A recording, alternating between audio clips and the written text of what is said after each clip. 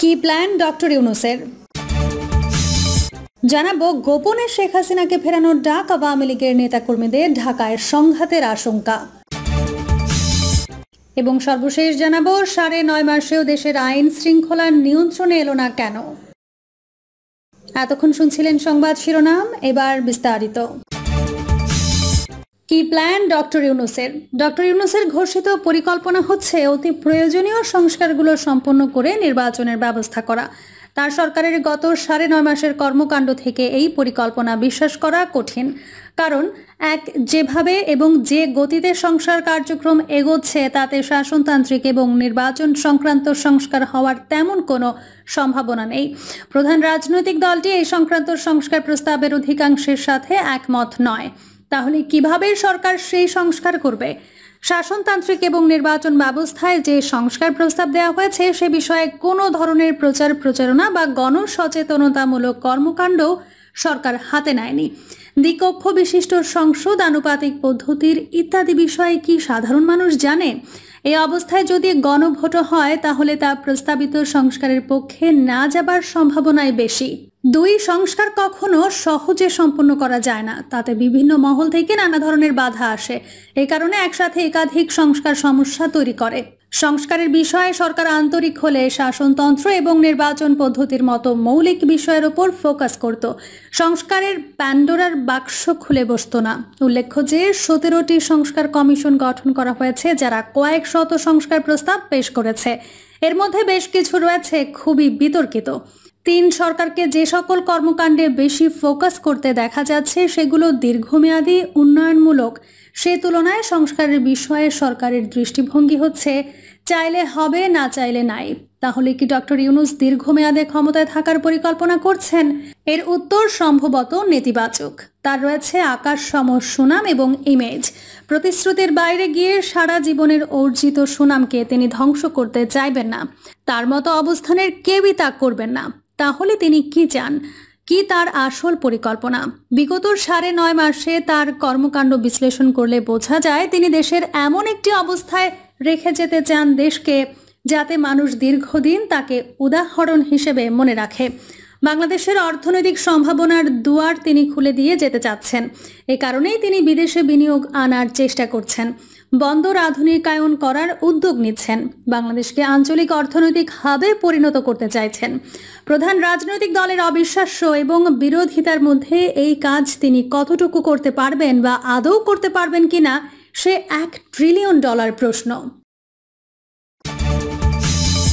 গোপনে শেখ হাসিনাকে ফেরানোর ডাক আওয়ামী নেতাকর্মীদের, ঢাকায় সংঘাতের আশঙ্কা। সরকার পরিবর্তনের পর চট্টগ্রামে আইন শৃঙ্খলা পরিস্থিতির অবনতি স্পষ্ট। পুলিশের মনোবলে ধস নামার সুযোগে বাড়ছে হত্যা, ধর্ষণ, চাঁদাবাজি, হামলা ও সহিংসতা।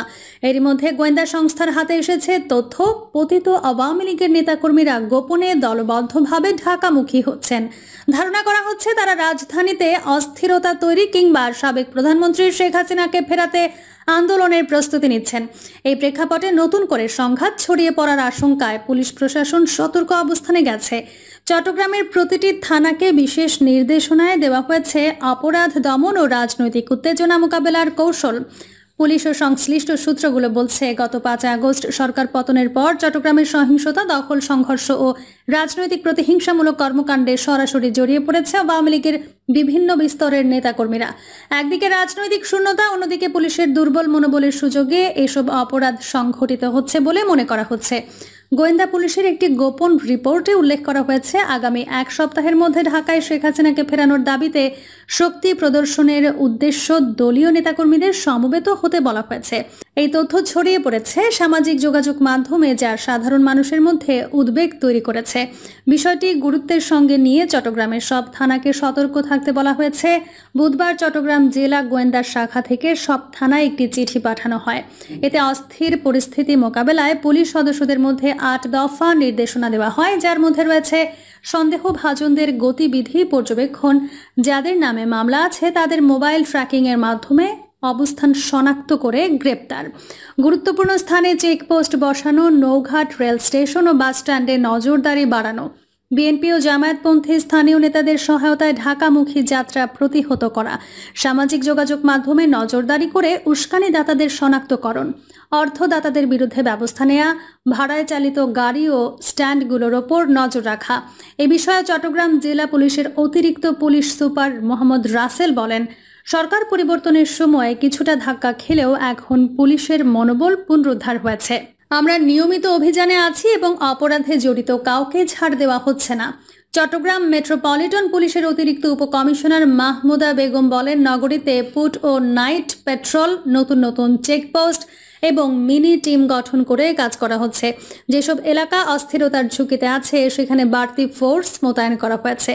চট্টগ্রাম জেলা ডিএসবির অতিরিক্ত পুলিশ সুপার মোহাম্মদ জুনায়েদ কাউসার কালবেলাকে বলেন, আমি নির্দিষ্ট কোনো চিঠির বিষয়ে নিশ্চিত নই, তবে হুমকি বা গুজব পেলে আমরা নিয়ম মাফিক প্রস্তুতি নিই যাতে কোনো বিশৃঙ্খলা না ঘটে। চট্টগ্রাম জেলা ডিএসবির অতিরিক্ত পুলিশ সুপার মোহাম্মদ জুনায়েদ কাউসার কালবেলাকে বলেন, আমি নির্দিষ্ট কোনো চিঠির বিষয়ে নিশ্চিত নই, তবে হুমকি বা গুজব পেলে আমরা নিয়ম মাফিক প্রস্তুতি নেই যাতে কোনো বিশৃঙ্খলা না ঘটে। পুলিশ সবসময় সচেতন ও সতর্ক রয়েছে। ফটিকছড়ি থানার ভারপ্রাপ্ত কর্মকর্তা নূর আহমেদ কালবেলাকে বলেন, 5 আগস্টের পর পরিস্থিতি এখন অনেক স্বাভাবিক। পুলিশ এখন সাহসিকতার সঙ্গে কাজ করছে।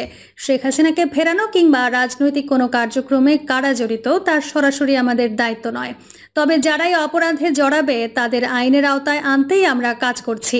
দক্ষিণ রাঙ্গুনিয়া থানার ওসি এটিএম শিফাতুল মাজদার বলেন, জনগণের সহযোগিতায় আমরা ভালোভাবে পরিস্থিতি নিয়ন্ত্রণে রাখতে পারছি। পুলিশের মনোবল ফিরে এসেছে। নিয়মিত টহল ও অভিযান চলছে। যেসব দিক থেকে অস্থিরতা সৃষ্টি হতে পারে সেসব মাথায় রেখেই আমরা নির্দেশনা মেনে কাজ করছি। 9.5 মাসেও দেশের আইন শৃঙ্খলা নিয়ন্ত্রণে এলো না কেন? দেশের সাম্প্রতিক সময়ে রাজনৈতিক সহিংসতা, ভাঙচুর এবং অগ্নিসংযোগের ঘটনাগুলো নতুন কিছু নয়। দীর্ঘদিন ধরেই দেশের রাজনীতি এমন এক চক্রে আবদ্ধ হয়ে আছে যেখানে বিরোধিতার চূড়ান্ত রূপ হয়ে দাঁড়িয়েছে ধ্বংস, হিংসা আর জনজীবনের নিরাপত্তাহীনতা। বিশেষত গত বছরের আগস্টের পর থেকে বিভিন্ন এলাকায় যেসব পরিকল্পিত হামলা ও নৈরাজ্য চালানো হয়েছে তা কেবল রাজনৈতিক প্রতিহিংসার প্রতিফলন নয়, বরং এর সঙ্গে জড়িয়ে আছে অর্থনৈতিক স্বার্থ, বিশেষ করে চাঁদা আদায়ের একটি সুনির্দিষ্ট কাঠামো। এমন ঘটনাগুলোর পেছনে স্বাভাবিকভাবেই রাজনৈতিক দলগুলোর ভূমিকা নিয়ে প্রশ্ন ওঠে। সাধারণ মানুষ জানতে চায় কারা এই হামলার পেছনে, কাদের ইশারায় এসব সংঘটিত হচ্ছে এবং সরকার কেন এসব রোধে কার্যকর পদক্ষেপ নিতে পারছে না। এই প্রশ্নগুলো এখন আর কেবল রাজনৈতিক আলোচনা বা টকশোর বিষয় নয়, এগুলো সাধারণ মানুষের উদ্বেগের কেন্দ্রবিন্দুতে পরিণত হয়েছে। কারণ এসব সহিংসতার সরাসরি প্রভাব পড়ছে মানুষের জীবনে, ব্যবসা বাণিজ্যে এবং সামগ্রিকভাবে দেশের নিরাপত্তা ও স্থিতিশীলতার ওপর। সরকারের দায়িত্ব এখানে শুধু আইন শৃঙ্খলা রক্ষা নয়, বরং একটি সুসংঘবদ্ধ রাষ্ট্রের মতো চলমান সহিংসতা বন্ধ করে স্বাভাবিকতা ফিরিয়ে আনা। কিন্তু বহু ক্ষেত্রে দেখা যাচ্ছে সরকার শুধু ঘটনাগুলোর নিন্দা জানিয়ে দায় সারছে। কোনো ঘটনার পরপরই কিছু গ্রেফতার, কিছু বক্তব্য, কিছু বিচ্ছিন্ন তদন্ত, এসবের মধ্যেই সীমাবদ্ধ থেকেছে পদক্ষেপ। অথচ হামলাকারীদের অনেকেই খোলা চোখে শনাক্তযোগ্য, এমনকি সোশ্যাল মিডিয়া বা টেলিভিশনের ফুটেজে তাদের মুখ দেখা যায়। তবুও কার্যকর কোনো ব্যবস্থা নেওয়া হয় না, বা হলেও বা এত ধীর গতিতে হয় যে তাতে জনগণের আস্থা আরও কমে যায়। বিষয়টি এখানেই শেষ নয়। এসব সহিংসতার পেছনে শুধু রাজনৈতিক আদর্শগত বিরোধিতা নেই, রয়েছে আর্থিক সুবিধা নেওয়ার প্রবণতা। রাজনৈতিক ছত্রছায়ায় বেড়ে ওঠা কিছু গোষ্ঠী, এলাকার ব্যবসায়ী, প্রবাসী বা সাধারণ মানুষের কাছ থেকে জোরপূর্বক চাঁদা আদায় করে। এই চাঁদা আদায়কে কেন্দ্র করে তৈরি হয়েছে একটি অঘোষিত অর্থনৈতিক বলয়, যা মূলত ভয়ভীতির ভিত্তিতে টিকে আছে। হামলা, অগ্নিসংযোগ কিংবা বিক্ষোভের মাধ্যমে মানুষের মধ্যে আতঙ্ক সৃষ্টি করে এসব গোষ্ঠীগুলো নিজেদের কর্তৃত্ব প্রতিষ্ঠা করতে চায়। এসব কার্যক্রম অনেক সময় রাজনীতির নামে হলেও বাস্তবে তা নির্ভেজাল সন্ত্রাসী কর্মকাণ্ড ছাড়া কিছুই নয়। এই বাস্তবতায় প্রশ্ন উঠছে, সরকার কি আদৌ চায় এসব দমন করতে, নাকি কোনো গোপন সমঝোতার ভিত্তিতে এসব সহিংসতা মেনে নিচ্ছে? সরকার কি কিছু গোষ্ঠীর প্রতি এতটাই নির্ভরশীল হয়ে পড়েছে যে তাদের বিরুদ্ধে ব্যবস্থা নেওয়া সম্ভব হচ্ছে না, কিংবা রাজনৈতিক সুবিধার খাতিরে এসব গোষ্ঠীর সহিংসতা উপেক্ষা করা হচ্ছে? এসব প্রশ্নের উত্তর সরকার এখনো দেয়নি, কিংবা হয়তো দিতেও পারবে না। অথচ একটি গণতান্ত্রিক রাষ্ট্র ব্যবস্থায় এসব প্রশ্নের উত্তর দেওয়া অত্যন্ত জরুরি, কারণ এর সঙ্গে জড়িয়ে আছে মানুষের নিরাপত্তা, দেশের স্থিতিশীলতা এবং দীর্ঘমেয়াদী শান্তিপূর্ণ রাজনৈতিক পরিবেশ। অন্যদিকে সাধারণ জনগণের ভূমিকাও এখানে গুরুত্বপূর্ণ। বহু ক্ষেত্রে দেখা গেছে রাজনৈতিক সহিংসতার শিকার হয়ে মানুষ মুখ বুজে সহ্য করে যাচ্ছে।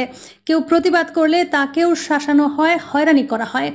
এই ভয়ভীতির সংস্কৃতি আমাদের নাগরিক সমাজকে নিষ্ক্রিয় করে ফেলেছে। অথচ গণতন্ত্রে জনগণের সর্বোচ্চ ক্ষমতার উৎস। জনগণের সক্রিয়তা, সচেতনতা এবং সংগঠিত প্রতিবাদ না থাকলে কোনো সরকারি দায়িত্ব পালনে বাধ্য হয় না। তাই সহিংসতা বন্ধ করতে হলে শুধু সরকারের নয়, জনগণের দিক থেকেও একটি সক্রিয় ভূমিকা প্রয়োজন। প্রিয় দর্শক, এই ছিল এখনকার সর্বশেষ সংবাদ। আপডেট সব সংবাদ পেতে চ্যানেলটি সাবস্ক্রাইব করে বেল আইকনটি ক্লিক করে রাখুন।